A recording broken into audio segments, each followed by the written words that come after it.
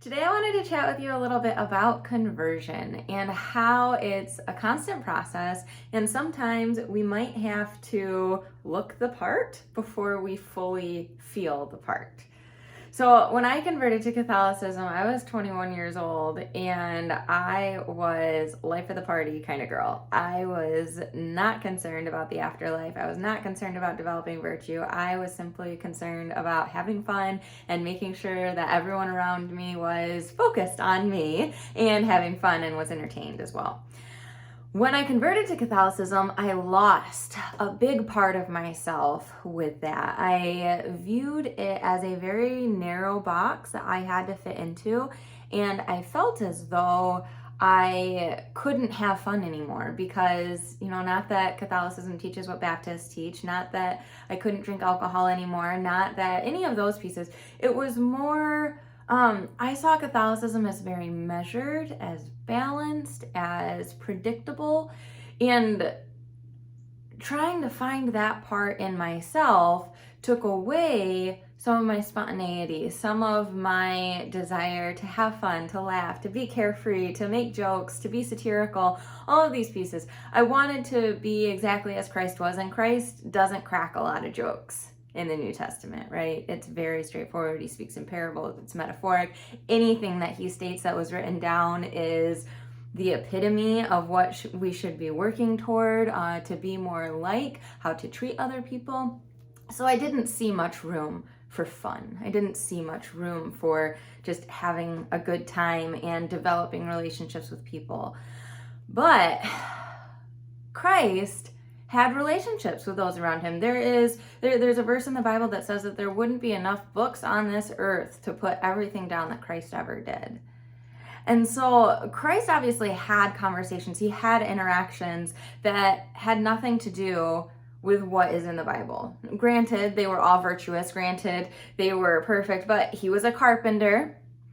He made pieces that were beautiful to look at. I'm sure that his interactions were, people laughed, people had a good time. They wanted to visit his shop because they knew he was going to offer a fair price. They knew that they were going to, they knew that he was going to welcome them with a smile and everything else. Anybody that encountered him wanted to work with him. They wanted to be around him.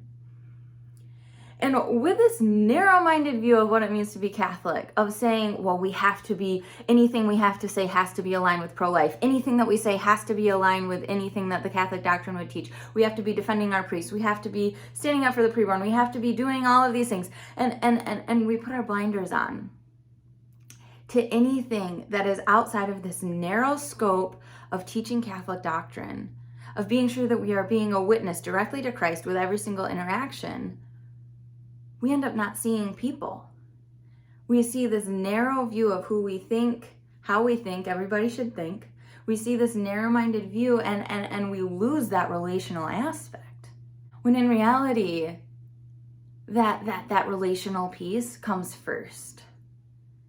And for me, having to do a 180 in my conversion, having to shift so much of my previous life into this new life, having to abandon so much of myself, it's taken me these 8 years to get to the point where I'm like, I don't feel like a person a lot of the time. I'm not having fun. I'm not laughing as much as I want to. And obviously there are other factors in life that contribute to that, but I would say that was when that shift started. When I started taking myself way too seriously, when I started taking the faith to be the epitome of anything I should ever spend any iota of time on, who has time for fiction? I would see Catholics reading a fiction book, and I'm like, why aren't you reading a book by a saint? Why aren't you doing this? Why aren't you reading the Bible? And it's like, oh, we're physical beings and we are built for community. We are built for enjoyment. Christ attended parties. He did all of these things that were a part of this world, right? We are supposed to be in this world, but not of it. And that means that there are aspects that we are to be a part of. And a huge part of that is community.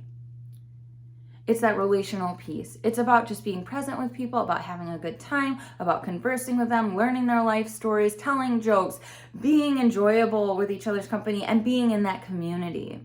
But you have to start somewhere. And I want to encourage you to use St. Catherine's as that starting point. As Margaret on the Fiat Ministry said, come and see what St. Catherine's is about. And if you see me, say hi. I would love to say hello to you and meet you and your family. Just don't cut us in the donut line. We'll see you this weekend. Take care.